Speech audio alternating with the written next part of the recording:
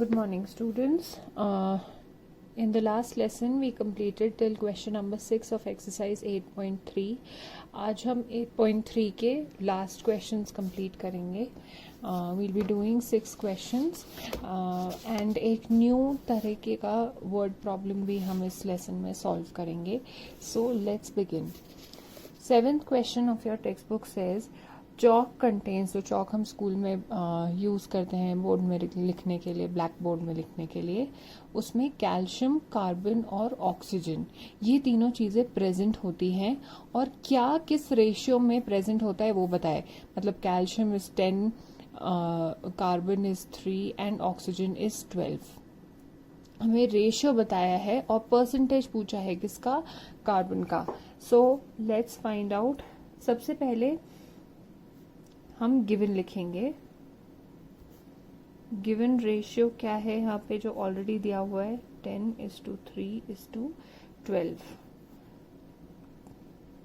Next में हम लिखेंगे टोटल पार्ट्स कितने हुए. टोटल कैसे पता चलेगा, वील ऐड 3 नंबर्स जो रेशियो में गिवन है. That is 10 + 3 + 12 which is equal to 25. Now find out क्या करना है हमें, percentage of carbon in chalk. Percentage of carbon in chalk के लिए हम कैसे फाइंड आउट करेंगे. जितना हमें रेशियो में दिया हुआ है कि कार्बन जिस रेशियो में प्रेजेंट है डिवाइडेड बाय टोटल पार्ट्स. तो कार्बन का रेशियो कैसे फाइंड होगा, पहले कैल्शियम है, फिर कार्बन है, फिर ऑक्सीजन है. That means this is calcium, carbon and oxygen divided by total, that is 25. And then we will multiply it by 100. So let's write the formula. Parts by which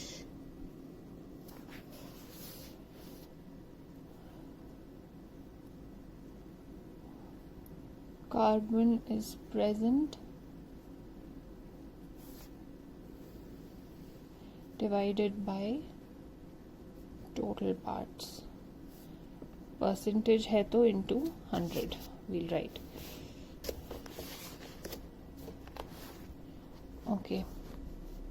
so carbon कितना है यहाँ पे, बीच में carbon है तो ये बीच वाला number, that is 3/25 into 100%. अब we'll bring it to a simplest form. 25 ones are 25, 25 fours are 100%. 3 into 4%, that is 12%. Last में हम लिखेंगे percentage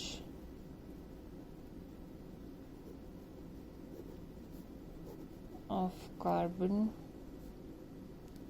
in chalk is 12%. Similarly in the next question, एक स्टिक ऑफ चॉक में carbon 3 grams है. तो what is the weight of that chalk. तो यहाँ पे हमारे पास ऑलरेडी रेशियो ऊपर गिवन है in the question, that is 10:3:12 के रेशियो में ये प्रेजेंट होता है. तो सम ऑफ रेशियो जो हमने पहले भी कैलकुलेट किया था, that is total parts plus 3 + 12 is 25 grams. Let's consider.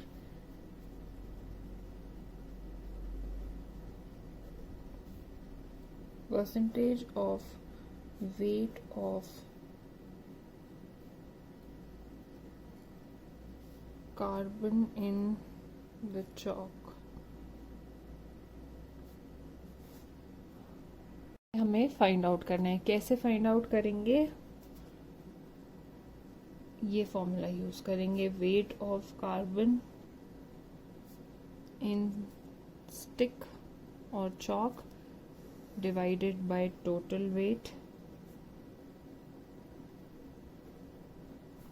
into 100 because percentage है. तो weight of carbon in the stick हमें बताया कि 3 grams है.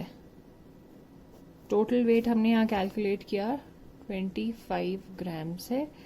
इंटू 100, ये परसेंटेज हो जाएगा. Again simplest form, so this will be 12%. Now अब let the total weight be x. हमें पता है कि इसमें कार्बन का percentage is 12%, so 12% of chalk weight is 3 grams. That means 12% of x is equal to 3. So this will be 12 upon 100 and x will be equal to 3 into 100 divided by 12. Now bringing it to simplest form, 3 ones are 3, 3 fours are 12 and 4 25 grams this way. और यहाँ पे भी हमने total weight निकाला है, so you can do it in both ways. Next question में है Arina buys a book for ₹275 and उसको उसने 15% लॉस में बेच दिया है. हमें ये फाइंड आउट करना है कि selling price of the book क्या है. तो लेट्स राइट, पहले गिवन क्या है, कॉस्ट प्राइस यानी कि ओरिजिनल प्राइस ऑफ बुक कितना गिवन है, ₹275. Loss is equal to 15% of CP. CP is cost price. तो ये लॉस कैसे हम फाइंड आउट कर सकते हैं, 15/100 into cost price is 275. Multiply 275 by 15, we get 4125 divided by 100. If you know decimals, ये 2 places है, मतलब यहाँ पे decimal आ जाएगा, that is 41.25 rupees.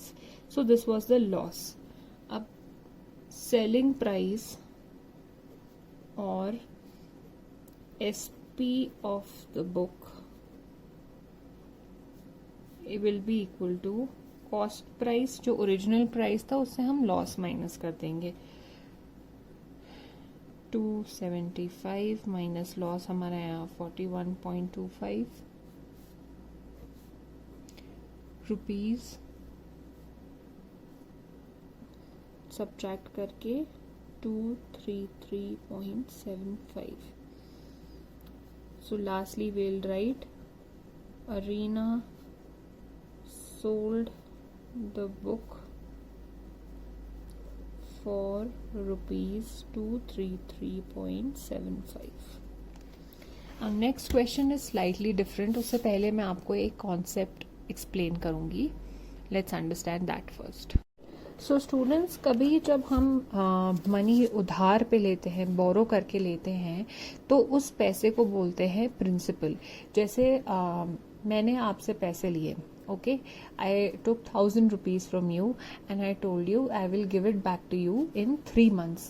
आपने मुझे बोला लेकिन 3 महीने तक मेरे पास पैसे नहीं होंगे, तो I will charge interest to you. 2% का मैं इंटरेस्ट लगाऊंगा. इंटरेस्ट क्या होता है, जो 3 महीने बाद मैं आपको 1,000 रुपीज के साथ थोड़ा और पैसे दूंगी, that is called as interest. And वो 3 महीने के बाद ये इंटरेस्ट प्लस जो मैंने पहला उधार लिया, ये दोनों पैसे जब ऐड करके मैं आपको दूंगी, that is called as the amount. So let's understand this using an example कि क्या इंटरेस्ट होता है, क्या प्रिंसिपल, क्या rate and time. For example, मैंने बोरो किए 1,000 रुपीज एंड उसके 5 साल बाद 2021 में मैंने 1,000 रुपीज बोरो किया और बोला 5 साल बाद दूंगी मैं, एंड इट केम टू 2026. अब कोई मुझे 5 साल के लिए पैसे क्यों देगा, क्या फायदा होगा उनका. तो दैट फायदा is the rate of interest. ये परसेंटेज ऑफ दिस मनी होता है जो शुरू में हमने बोरो किया है, विच इज द प्रिंसिपल. इसका एक परसेंटेज होता है, फॉर एग्जाम्पल 5%. तो 5% ऑफ 1,000 रुपीज ओवर 5 years मैं आपको दूंगी. इंटरेस्ट क्या होता है? It is the extra money, ये जो परसेंटेज हम फाइंड आउट करते हैं, it is the extra money that is to be paid for borrowed money for some time, मतलब प्रिंसिपल पे जो हम इंटरेस्ट देते हैं। एंड मैं जो total money by the end of 5 years, मतलब 5% इंटरेस्ट ऐड करके 2000 rupees, that is called as the amount. So amount का फॉर्मूला हो जाता है principal plus interest. Let's start solving the sums and आपको समझ आ जाएगा और भी क्लियरली। इन दिस क्वेश्चन हमें प्रिंसिपल दिया है और रेट दिया है। And in the beginning it is given, find out the amount to be paid at the end of 3 years in each case. Her case में the time period is 3 years. So let's write down कि हमारे पास क्या क्या है। Principal is equal to rupees 1200, rate is equal to 12% per annum, मतलब हर साल का 12%, and time is 3 years. अब इंटरेस्ट का फॉर्मूला क्या था? P into R into T divided by 100. So this can be written as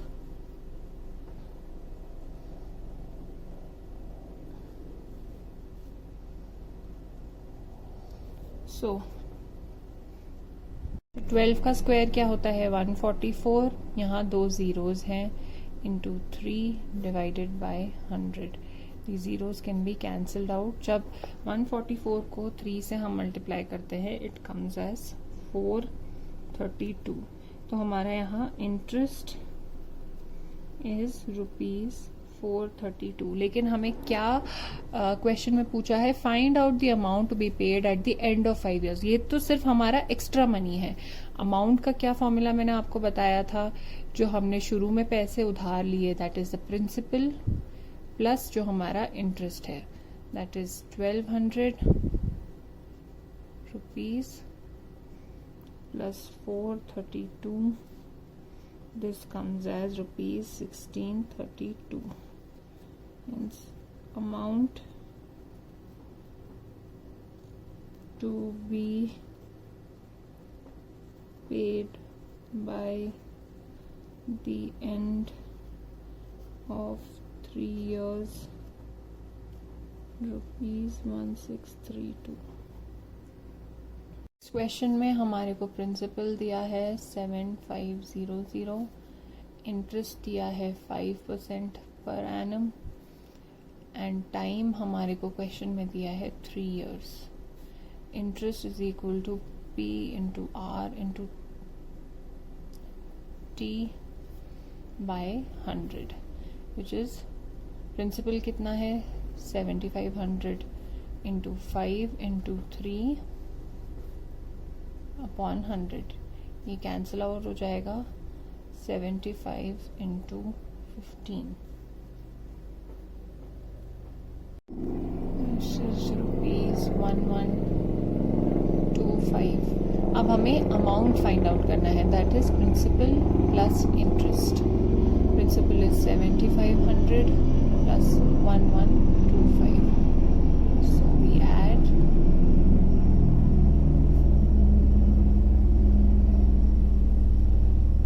amount is जो हम 3 साल बाद पे करेंगे is ₹8625.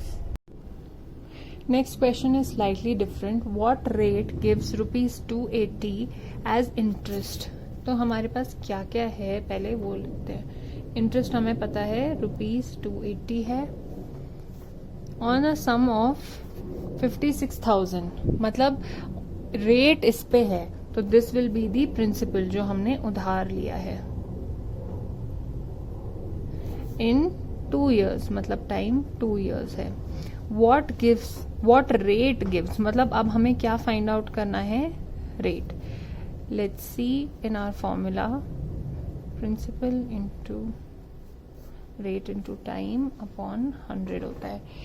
Let's put the values. Interest है 280, प्रिंसिपल है 56, रेट को हम R ही रहने देते हैं, and time is 2 divided by 100। ये कैंसिल आउट करते हैं। अब ये 280 इधर रहेगा एंड आर इक्वेशन के इस साइड रहेगा। तो अब हमें ये दोनों इधर लाने हैं।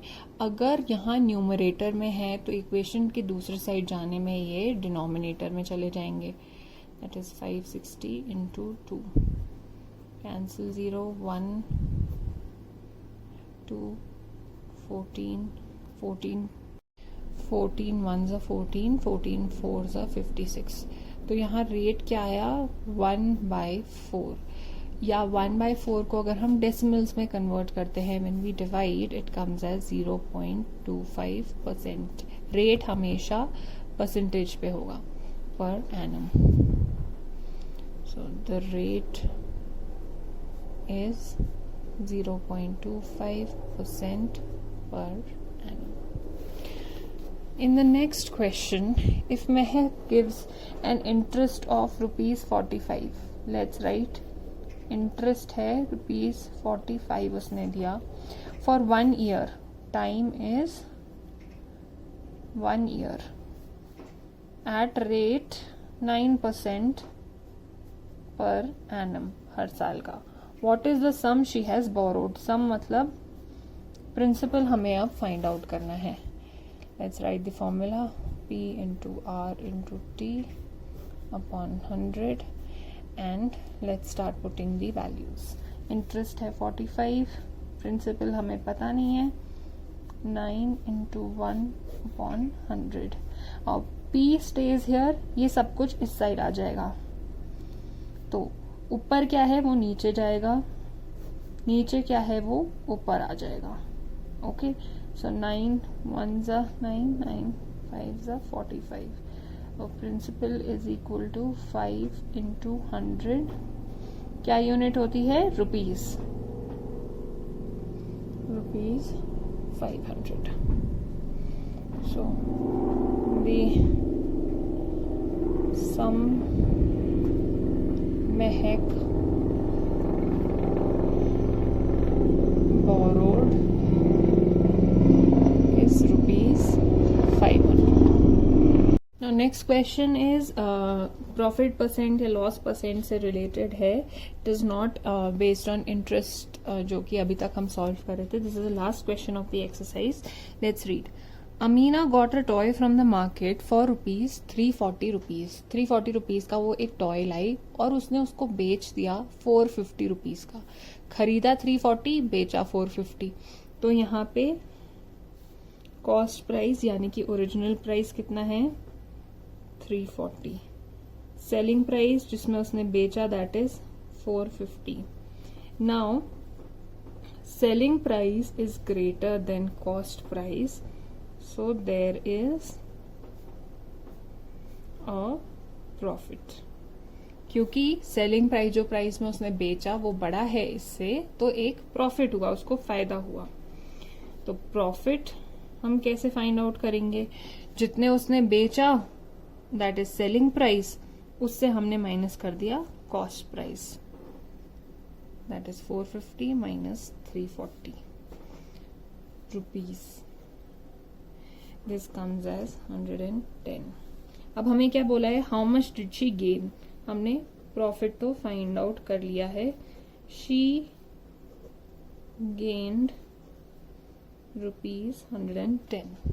Okay, and in what percentage? अब परसेंटेज का क्या फॉर्मूला है? Profit percent is equal to profit upon cost price into 100. Profit हमारे पास कितना आया? 110. कॉस्ट प्राइस कितना था? 340 इंटू 100. सिंपलेस्ट फॉर्म में लाएंगे. 110 इंटू 10 इज दिस अपॉन 34. इसको और हम कैंसिल आउट करते हैं बाय 2, तो 17 ऊपर आएगा. 2 5s are 10, carry 1. This will be 550 and this comes as 32.35. Therefore there is a profit of, this is percentage, 32.35%. So students, with this we have completed the chapter, and in the next class we'll begin with a new chapter. अगर आपको कुछ नहीं समझ आए, वैसे काफ़ी easy chapter है, but अगर कोई भी डाउट है तो please ask me. Thank you.